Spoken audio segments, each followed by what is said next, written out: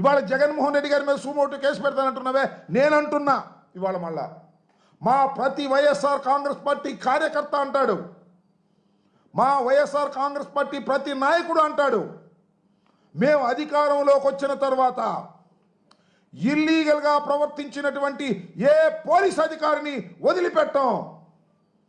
సప్త సముద్రాలే ఉన్నాయో ఇంకా 10 ఉన్నాయో, సప్త సముద్రాలు కాదు 10 సముద్రాలు అవతల ఉన్నా సరే చట్ట ప్రకారం తీసుకొస్తాం, న్యాయస్థానాల మీద నిలబెడతాం, దోషిగా నిరూపిస్తాం. గుర్తుపెట్టుకోమని మనం వచ్చేస్తున్నా. ఇది ఒక పవన్ కళ్యాణ్ గారికే కాదు, ఆల్ ఐపీఎస్ ఆఫీసర్కి చెప్తున్నా నేను. చట్ట ప్రకారం పనిచేయండి, చట్టానికి వ్యతిరేకంగా పనిచేయకండి, సుధారాణిని కొట్టినట్టుగా కొట్టకండి, 5 రోజులు 6 రోజులు మీ కస్టడీలో పెట్టుకోకండి. ఇది ప్రాథమిక హక్కుల ఉల్లంఘన. అలాంటి వాళ్ళని వదిలిపెట్టే ప్రశ్నే లేదని మనం చేస్తున్నాం.